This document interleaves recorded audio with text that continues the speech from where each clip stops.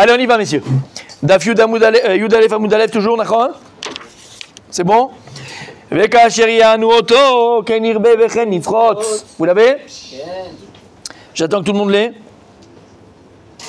Vous l'avez ou pas?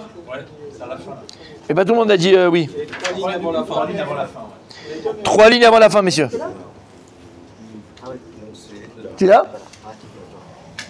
C'est bon? 3 lignes avant la fin. Attendez, pas tout le monde là. Allez, on y va. Allez. On n'a pas fait juste avant. On a Pitom et Laman Nikra puis Ramsès et on a pas. Oui, on est là. Et Pitom et Ramsès. Qui a fait Méod. Pour voir s'il y en a un qui suit. Allez, messieurs, juste au-dessus. Et Pitom et Ramsès, Rabou Shmuel. Marc Loquet, Rabou Shmuel. Chadamar Pitom, Shema. Velaman Nikra Shema Ramsès. Chez Rishon, Mitroses. Donc il y a écrit, ils ont construit 2 villes, Pitom et Ramsès. Rabou Shmuel, il dit pourquoi elle s'appelle Pitom. Donc Pitom, c'est son nom. Pitom, car Shema. Velaman Nikra Shema Ramsès. Alors pourquoi elle appelée aussi Ramsès? Pitom, c'est Ramsès, c'est Otto Davar, c'est le nom de la ville. Pourquoi elle appelée hein? Alors pourquoi? L'Agmara. Chez Rishon, Mitroses. Pour te dire qu'à chaque fois qu'il la construisait, elle retombait. Donc Pitom de Ramsès, Pitom chez Meraséset, car elle tombait. C'était la même ville là-haut. Selon un, c'est la même ville. D'accord? Donc Pitom, c'est quoi Ramsès? Chez Mitroses. Pitom, c'était une ville. Et il faisait exprès Paro. Il faisait faire construire une ville en Israël, mais en fait ça ne servait à rien, parce que dès qu'ils arrivaient à la construire, paf, ça s'effondrait. C'était sur des fondations qui étaient zéro. Non. Comment? Stacanovisme. D'accord. C'est des trous pour les remplir. D'accord, Yossi. D'accord, Yossi. C'est le principe. D'accord, quoi la cabote? Vechadamar, Ramsès, Shema, Velaman Shema, Pitom, chez Rishon, Pitom, Bolo. En fait, son nom c'était Ramsès. Et pourquoi on l'appelait aussi Pitom? Pitom, chez Rishon, qui, quand il la construisait, Pitom, Bolo, les abîmes l'avalaient. Mais dans les deux. Voilà. Il y en a, tu sais, des fois tu vois des vidéos dans la route, les gars ils sont là, tout d'un coup la route elle tombe, au Mexique, au Japon, partout, exactement. Et ça fait, même en Israël il y en a eu, ça fait très peur, ça fait très peur, Hachem chez l'Oneda, c'est horrible. Et donc, dans les deux cas c'est pareil, c'est pour te dire que Paro et les Égyptiens étaient sournois, mamash et sadiques. C'est-à-dire bon, tu fais construire. Il marche avec les Ikram, tu vais construire des villes, tu les assujettis. Bon, moi, il y a des villes, pour quelque chose, il y a un tam, il y a une raison. Ça était en fait sans raison. C'était juste pour leur faire du mal. Et ça, le Harinouï, qu'on parle de la souffrance des Béné Israël. D'accord, c'est ça. Et comment? En fait, exactement, tu assujettis une personne quand elle n'a pas de but. Et en fait, le moussard qu'on peut aussi tirer d'ici, c'est que très souvent, c'est ce que veut nous faire croire le Yetzer Hara. Le Yetzer Hara, il va nous faire croire que lorsque l'on construit, parfois on construit des choses. Et parfois, ce qu'on a construit, il se détruit. D'accord? Et ça peut être une fois, ça peut être 2 fois, ça peut être 3 fois, ça peut être 4 fois. Et en fait, le Yetzer Hara, il va nous habituer, il va nous assujettir, comment à lui? Comment? En pensant qu'on ne construit que dans des sables mouvants. On n'arrive pas à construire. Zelo Nachon. On a vu ça déjà Shabbat. Zelo Nachon. D'où on a appris ça? On a vu déjà Shabbat, on a dit Shabbat de Moshe Rabbeinu. Kadosh Baruch Hu, il a dit Moshe Rabbeinu, vous allez faire le Mishkan. Et le Mishkan, on l'a construit. Et il a écrit, et une marloquette, Rabbi Hanina, il dit, il a retenu Shabbat.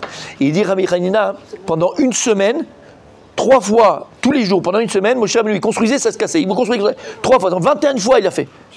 Tu te dis, il dit, Rachamim, mais attends, Habibi, tu vois, 1 fois, ça marche pas, 2 fois, ça marche pas, 3 fois, ça marche pas, 2 jours, 3 jours. Arrête-toi! À quoi ça sert? Mais à la fin, qu'est-ce qu'il y a écrit? Ou Kama Mishkan. Mais à la fin, qu'est-ce qu'il y a écrit? Ou Kama Mishkan. Le Mishkan, il a été construit. Azma, qu'est-ce qu'il Moshe Rabbeinu va nous apprendre? C'est ce qu'on vient de dire maintenant. C'est que parfois, les Yetzer Hara, le Mishkan. Le Mishkan, c'est quoi? Le Mishkan, c'est ta maison. Le Mishkan, c'est ton travail. Le Mishkan, c'est ton limud Torah. Le Mishkan, c'est tes vacances. C'est un Mishkan, les vacances. Tout ce que tu fais dans la vie, ça doit être un Mishkan.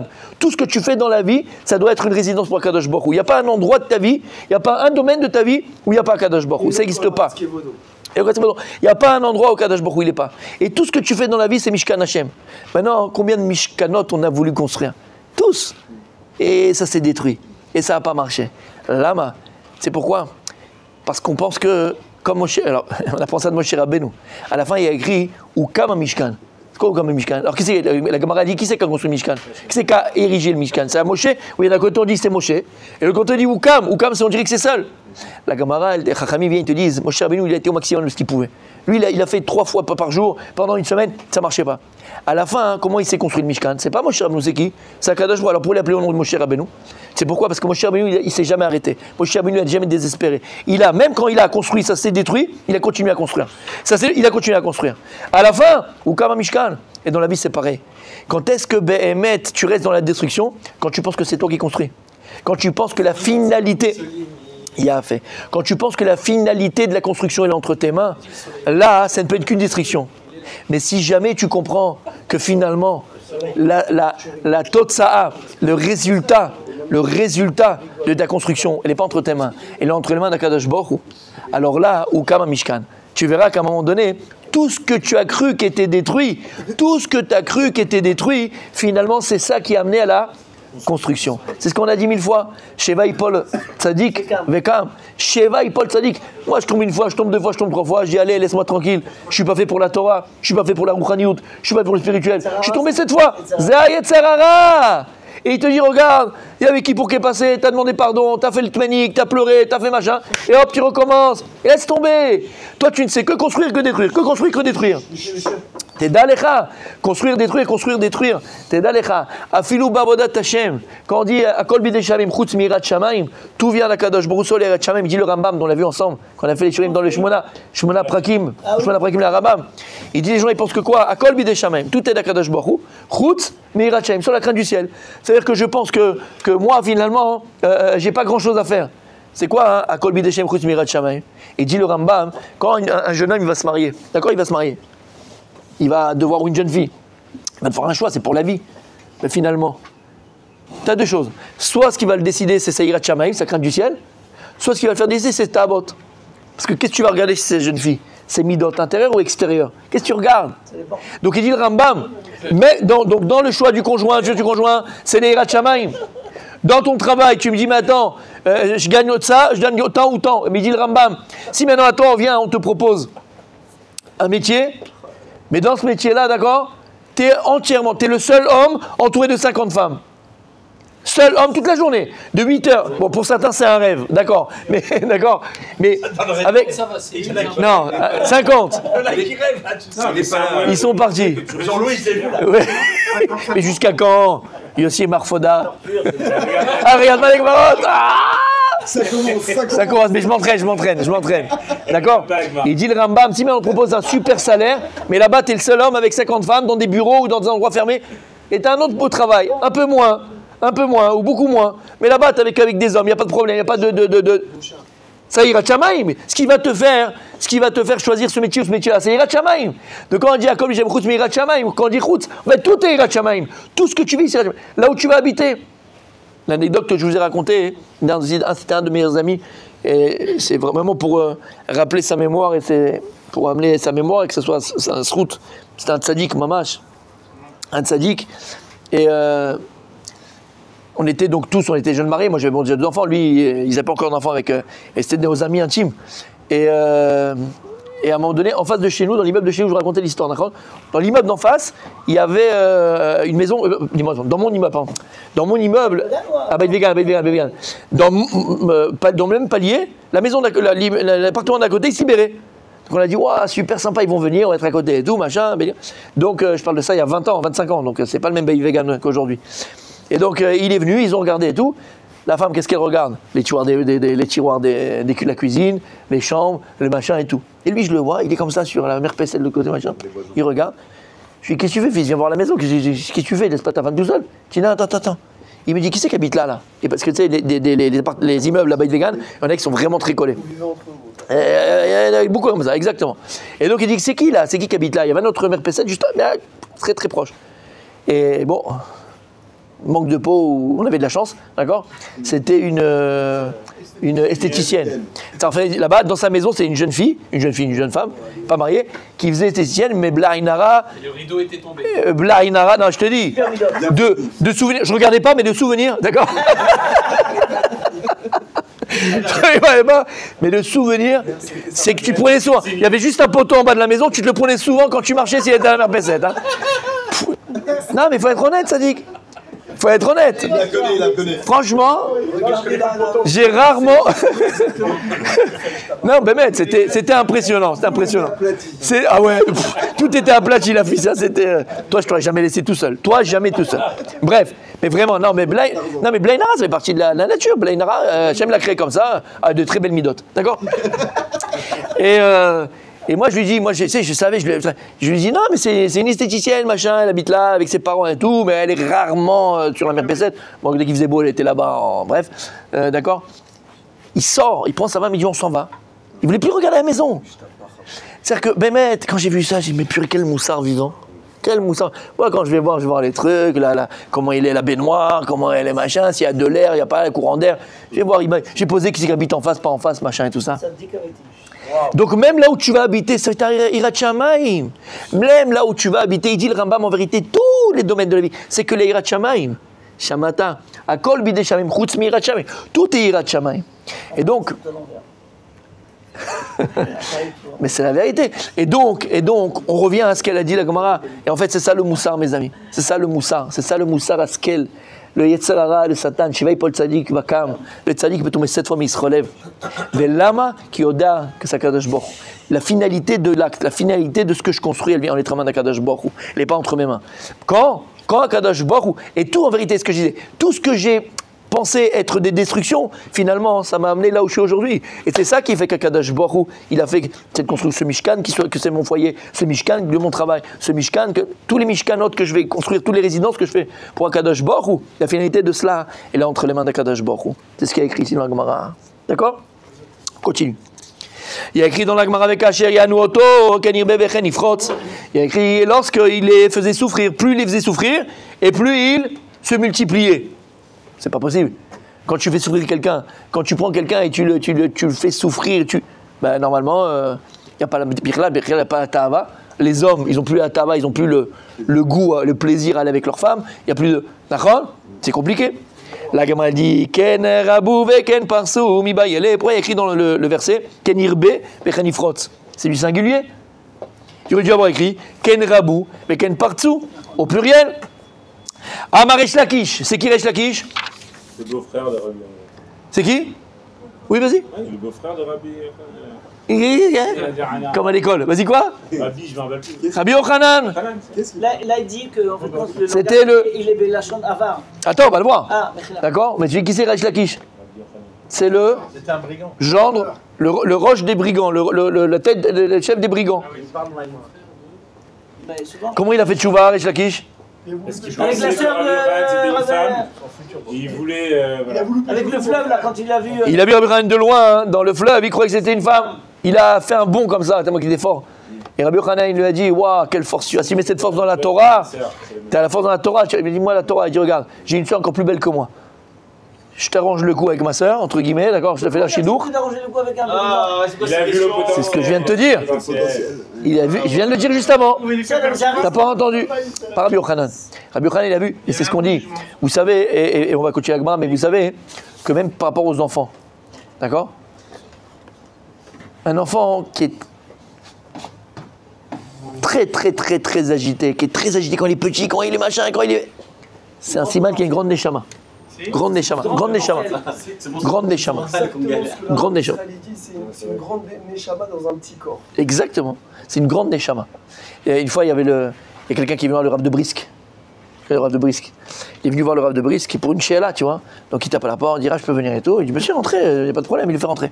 Et là, il voit le fils du Rav de Brisk sur la table, en train de sauter, Il pensait aller chez le Rav, c'est les enfants, c'est tous papa, bonjour, c'est toi, c'est moi, machin. Bon, il dit rien, tu vois. Et le mec, il est là en train de sauter, le gosse, il est là, machin, sur la table, un ouf. Et bon, il n'arrive pas à il bégaye, il n'arrive pas à poser la question, ça le dérange. Il dit, mais pour moi, les enfants du Rav, ça doit être des tzadikim, ça doit être machin, c'est pas possible, c'est quoi cette éducation? Et à la fin, il dit, bon Rav, excusez-moi, mais comment vous laissez votre gosse en train de... Et il lui a dit, je préfère qu'il saute sur la table quand il a 5 ans que quand il a 25 ans. Je préfère qu'il le fasse maintenant que quand il sera plus... Tu comprends ce que ça veut dire? Et là, c'est un enfant, c'est pas grave, c'est un enfant. Faut donner les valeurs, faut donner les machins, faut donner les trucs. Il y a fait méode. Avant, un enfant qui est agité, siman, qui est une grande neshama. Alors comment c'est possible qu'il y ait écrit au singulier alors que c'est au pluriel? Amaresh Lakish. Ruach HaKodesh mevasertan ken yirbe vechen yifrot. En fait, c'est ici Ruach HaKodesh. Kadosh Baruch Hu, il a mis dans la bouche de Paro un esprit divin. Et en fait, quand il a dit ken yirbe vechen yifrot, pour dire que le peuple juif, le Ham Israël, alors malgré ce que toi tu fais Paro, il va se multiplier et il va grandir. Donc Ruach HaKodesh mevaserto, c'est le Ruach HaKodesh qui va parler, entre guillemets, pour ce qui va arriver. Toi, tu veux faire souffrir mon peuple, plus tu les feras souffrir, et plus je les ferai multiplier. Et il a fait. Il a fait. Il y a écrit Vayakutsu mi bene Israël. Vayakutsu. Vayakutsu, ils ont été comme des côtes, comme des épines. Les Béné Israël, alors on va voir ce que ça veut dire. Mais d'accord, Vayakutsu, ils ont été épinés, je ne sais pas si c'est un mot qui existe, à cause, voilà, dégoûté, mais c'est épiné, c'est pas ce que j'ai exprès. Kotz, Vedardar, Tatzmiachlach. Lorsque Akadosh Baruch Hu, il a maudit la terre avec la faute d'Adam Arishon, il a écrit Kotz, Vedardar, Tatzmiachlach. Maintenant, des épines et des mauvaises herbes vont pousser de toi la terre. Avant, il n'y avait pas de mauvaises épines, il n'y avait pas de mauvaises herbes. Tout ce qui poussait, c'était comestible. Tout ce qui poussait, c'était la bracha. Une des klalas, d'accord? Des klalotes que Hachem il a fait sur la terre, Kotz. Donc c'est pour ça que je dis Kotz, mais Kutsu c'est épine, c'est aller piquer. Ils ont été piqués par les Béné Israël. Qu'est-ce que ça va nous dire? Mais la Med, Shayudomin Benem Kekotzim. Pour te dire qu'aux yeux des Égyptiens, les Juifs, c'était pour eux des Kotzim. C'est quoi des Kotzim? Des épines. Des épines. C'est quoi une épine? Quand tu as un beau champ et tu as des épines qui viennent entre les trucs, qui viennent machin, ça dérange, ça dérange. 2000 ans. 2000 ans qu'on est comme des épines pour les nations du monde. 2000 ans qu'on est comme des épines pour les nations du monde, messieurs. C'est quoi la notion d'épine? Ça fait mal, ça pique. Ça pique, ça dérange. Pourquoi? Tu sais quand on pique. Pourquoi on est comme ça? Non, pas nous on est comme ça. Non, mais C'est qu'à leurs yeux on est comme ça. Pourquoi quoi? Pourquoi? On est pas Pourquoi pour eux on est perçu comme les Kotsim? Alors on avait... Non, on avait expliqué... Non, on avait expliqué, on avait dit déjà, hein, il y a écrit qu'Akadosh Baruch Hu, lorsqu'il a donné la Torah, il est descendu Bar Sinaï. Le Midrash Rabbah, Rabbah dans Shemot, il dit pourquoi il appelait Sinaï Sinaï, ce qu'il vient de dire mon tzaddik Rabbi Daniel, ce qu'on a amené dans le Midrash. Je me réfléchis pourquoi, hein, parce que lorsqu'Akadosh Baruch Hu est descendu pour donner la Torah, Yarda Sinat Umot Olam al Israël. Il est descendu la haine des nations pour le peuple juif. Et en fait, c'est exactement ça. La Sina et l'antisémitisme, il n'est pas né il y a 20 ans ou il y a 30 ans, il est né le matin de Torah, le Midrash dit. Yarda Sinat Umot Olam, il est descendu la haine des nations contre le peuple juif. Pourquoi? Lorsqu'ils ont pris conscience de ce qu'ils ont perdu, c'est la Torah, ce qu'ils ont refusé. Là, la haine des nations, et on est devenu des Kotzim pour eux. Des Kotzim. On est l'exemple, on est l'antithèse de ce qu'ils auraient dû être. C'est la seule façon de perdurer. Comment? Bevadaï. Comment? Vous dites quoi? Bien sûr. Excusez-moi, je reviens juste à Oui. Est-ce qu'on pourrait dire que c'est Pharaon qui a béni les Béné Israël? Non, il n'a pas béni. Non, c'est un Kadosh Baruch qui est dans sa bouche. C'est la seule façon de perdurer. Non. Si nous aimions, on se serait assimilés. Ça, c'est un cadeau d'Hachem. Parce que Lambert Sinaï, ça c'était avant. Donc déjà, ils ne nous aimaient pas. Oui, parce qu'on était différents. Pourquoi on était différents? Il y a écrit, juste je termine avec la question, il y a écrit que même Yosef Hatzadik, il a sauvé l'Égypte. Il a donné la prospérité à l'Égypte. Il a donné... Ils n'ont pas les grateurs et ils ne mangeaient pas avec lui. Lama, les Hébreux, les Ivrim, c'était Yaakov, c'était une abomination. Pourquoi? Parce qu'on était déjà différents des nations. Alors on n'avait pas la Torah telle qu'on l'a reçue après, mais on l'avait déjà avant. Et en fait, cette différence qu'on a, et comme on a expliqué, cet Avdallah, Amavjil ben Kodesh Lechol, cet Avdallah, comme on dit ici, Ayoudi et non Mavdil, Azagoim, Mavdilim, Nachon. Si on ne fait pas Avdallah, eux ils font l'Avdallah pour nous. Mais Lama, cet Avdallah, qu'on est consacré, cette consécration qu'on a pour Akadosh Baruch Hu. Et comme on a dit Avdallah, c'est la Gdusha du Ham Israël. C'est quoi la Gdusha? C'est quoi? C'est l'appartenance. La Gdusha, c'est l'appartenance. Je vous ai dit qu'une fois j'avais entendu du Rav Shapira, tu vois, à Beit Vegan, il expliqué ça la Gdusha. La Gdusha, c'est une appartenance. C'est une appartenance. Et l'appartenance qu'on a à Kadosh Baruch Hu, à la Bodat Hashem, au vrai, au Emet et aux vraies valeurs, parce que c'est ça en fait qui les dérange. C'est les valeurs de la Torah, qui sont aussi universelles, mais c'est les valeurs de la Torah, qui s'appellent la fidélité, le vrai, la justice, et tout. C'est ça qui les dérange. Kekotzim, lama, porek ol velahana. D'accord? Les nations, c'est porek ol. Pourquoi Darwin s'est réveillé le matin, il a dit l'homme descend du singe? Parce que vraiment, il pensait que l'homme descendait du singe. Il s'est peut-être vu dans la glace à un moment donné, mais quand même, c'est pas que. Lama. Parce qu'à partir du moment où tu penses qu'il n'y a pas de Dieu, il n'y a pas quelqu'un qui t'a créé, donc il n'y a plus d'obligation, c'est plus d'obligation. Je peux faire ce que je veux, je suis un animal. Et en fait, on descend des animaux, donc c'est pour ça qu'on peut faire ce qu'on veut. On est des animaux. Et c'est ça qui les dérange. Il a fait. Alors que l'âme Israël, de génération en génération, on est le phare de l'humanité. On est le phare. Qui a un Dieu? Regarde, comment ça se passe chez vous? Comment ça se passe chez vous, mon tzaddik? D'accord? C'est qu'il y a les hommes d'église, d'accord? Pour pouvoir assouvir leur plaisir et leur passion, excuse-moi, mais c'est bien, c'est pourquoi pas. Ils font des colonies de vacances, d'accord? Ils font des petites colonies de vacances, ok? Et ils défoncent des âmes, parce qu'on sait très bien qu'un homme ne peut pas rester sans femme, c'est impossible, ça n'existe pas. Ça n'existe pas, d'accord? Et t'as le peuple. C'est quoi le peuple? Le peuple, lui, c'est des animaux. Ils font ce qu'ils veulent, ils tuent, ils violent, ils bouffent, infidèles, ce que tu veux. Ils rentrent dans votre petite machine là. J'ai fait. Tu me fais 3 pompes et 4 chantilly, et c'est fini, d'accord? Tu vois bien que tout est permis, mon tzaddik. T'as compris ce que je vais dire? Tu veux dire quelque chose, mon tzaddik? Non? Plus? Oui? Peut-être? À la folie, pas du tout? Passionnément? D'accord. Donc on a compris. T'as compris? Oui, mais ils pensent quand même qu'il y a quelqu'un au-dessus. Ils pensent vraiment que... Si tu penses vraiment qu'il y a quelqu'un au-dessus de toi, mon tzaddik. C'est sincère. Oui, mais c'est ça. C'est une théorie. Alors, regarde, je sais que tu es très attiré. Là, je rigole. Les chrétiens tzaddik, à la part des musulmans. Les musulmans, mamash, c'est Akadosh Baruch Hu. Les chrétiens, c'est la Trinité, mon tzaddik. Leur Dieu, c'est-à-dire que Dieu, il a pris une forme humaine. C'est qui? C'est l'acrobate. Ça n'existe pas, c'est la Vodazara. Alors eux, ils te diront que c'est pas de la Vodazara, c'est pas de l'idolâtrie, mais la Torah, c'est vrai qu'on n'a pas le droit de rentrer dans une église, alors que tu peux rentrer dans une mosquée. Moi, je suis rentré 1000 fois dans une mosquée. Mon père, il travaillait juste rue Polonceau, plus que la Barbès, ceux qui connaît, juste en face, et comme ça, la rue de la mosquée, une des mosquées les plus importantes de Paris. Et je jouais là-bas dans la cour avec des Noirs, des Arabes, il n'y avait aucun problème, d'accord, aucun problème à l'époque. Et des fois, le ballon, il tombait parce qu'elle était en sous-sol. Donc le ballon, il tombait par la fenêtre, j'allais chercher, j'entrais dedans. Il n'y a aucun issour de rentrer dans une mosquée. Tu peux me faire mincha, arvit, metetini, il n'y a aucun problème, on prie le même Dieu. À l'inverse, une église, eux, ils te diront qu'il n'y a pas d'idolâtrie. Nous, dans la Torah, ils considèrent ça comme d'idolâtrie mamash. Et on n'a pas le droit d'entrer dans une maison d'idolâtrie. À partir du moment où tu fais une image, ils l'appellent Dieu. Et ils te disent que Dieu est rentré dans le corps humain. Bon, je peux faire le catéchisme ce soir, aujourd'hui, d'accord, mais rentrer dans le corps humain, c'est l'acrobate. Quand ils disent que c'est le fils de Dieu, c'est pas seulement le fils de Dieu, c'est Dieu. C'est qui leur Maria là?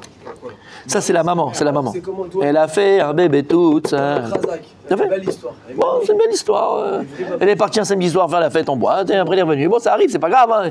On va pas en faire un. Ça arrive tous les jours. Là, elle dit même pas ça. Eux, ils disent carrément ça. C'est ce que je dis, je rigole. C'était une boutade. C'était une boutade. Non, mais ça veut dire que c'est mal pour être chrétien. C'est vrai. Non, franchement, non. Non. Je vais te dire non. Je vais te dire pourquoi. Oui. Pas par rapport à ça. Je vais te dire. Pas par rapport à ça. Par rapport à ce que je viens de te dire, non, faut pas être khmar. Ça s'appelle la foi. Ils y croient. Mais ils y croient quoi? Mais ils y croient. Ce qui est khmar, ce qui est idiot complètement, c'est après leur texte. Et tout ce qui s'ensuit. Tout ça, c'est idiot. C'est que des contradictions. Mais de dire que la femme est toute seule et tu vas y croire, ben la malo. Moi, je te dis que la mer, elle s'est ouverte en 12. Alors, tu vois. La malo. Non, mais la malo. C'est pas sur ça. Monsieur Ramin. Qui se trompe. C'est pas sur ça qui se trompe. Il y avait une Goya qui était assise devant à côté de moi dans l'avion. Il y a ça que le. Ça. Voilà, regardez. Conversation judaïsme-christianisme. Après le débat. Vas-y. Ah non, Non, termine, vas-y, termine. non, c'était sur le débat. Termine. Vas-y, non, il veut pas se parler. Non, mais termine. Je lui dis, c'est qui votre Moshe Rabbeinu? La personne la plus kadosh, c'est le pape. Tout à fait, le pape. J'ai une question. Théoriquement, tout le monde devrait faire comme le pape, puisque c'est le plus kadosh. Moi aussi, j'ai envie d'être kadosh. Non, toi, t'as pas envie d'être kadosh? Il n'y a pas cette notion chez eux. Attendez. Oui, tu as raison. Bah alors, c'est 2 minutes. Si tout le monde est le pape, il n'y a plus d'enfants. C'est la destruction du monde. S'il n'y a pas de monde, pourquoi j'ai mis la créé? Elle savait même plus quoi parler, elle a dit c'est quoi? Ah ben voilà, sur ça.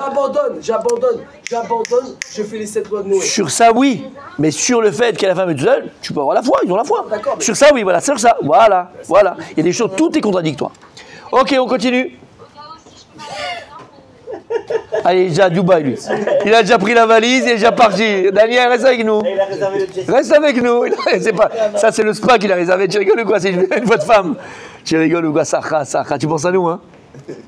Tu penses à moi? Bah oui. Ah, toujours, toujours. Ah ouais, il a Toujours, toujours. J'adore. Mais c'est que celle de Daniel, j'adore. Vous, c'est trop classique. Allez, on y va. Vayavdou, on y va? C'est bon, on a encore le temps? Ouais. Oh, c'est magnifique. Allez, on termine juste là.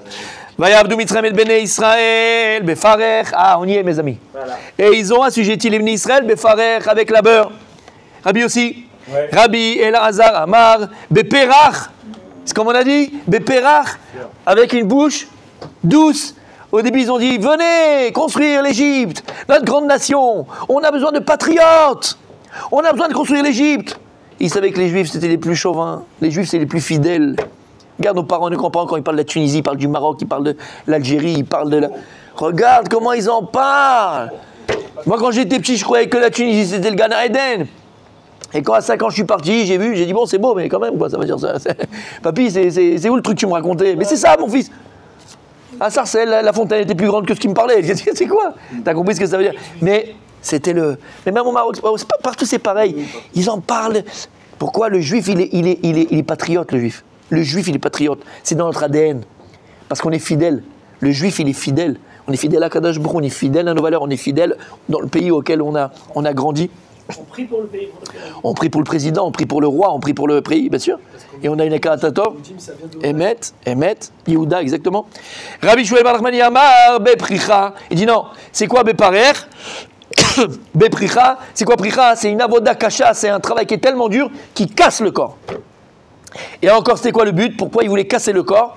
Parce qu'il ne voulait pas qu'on se multiplie. Et quand tu vas prendre un homme et tu le casses, il rentre le soir à 11h du soir, il est mort, il n'a plus de tabar, Habibi. Tu veux prendre l'esprit, le corps, l'âme, mais là on parle du corps. Bien sûr l'esprit, et l'esprit va avec le corps. Mais le corps, là on parle physique, pour pas qu'ils pensaient les Égyptiens comme ça. Ça ne va pas faire multiplier l'Israël, ils vont pas avec leurs femmes. Ils n'auront pas la force d'y aller. Mais ils ne savaient pas qu'à cette époque, ils étaient tous des Rabbi Michael. Tous des Rabbi Michael. Blainara. C'était des choups. Non, je rigole. C'était des kedoshim. Ils savaient que c'était important, cette mitzvah. Ils savaient que c'était important. On va la voir dans la Gemara comment ça se passait. Quoi? Michael Selam, tout le monde connaît. The Hem. MS. The MS. Ah, Michael Safar, c'est pareil. C'est pour ça qu'il y avait le Kior. Exactement. Les femmes de cette cagnotte. On va le voir dans la Gemara. D'accord.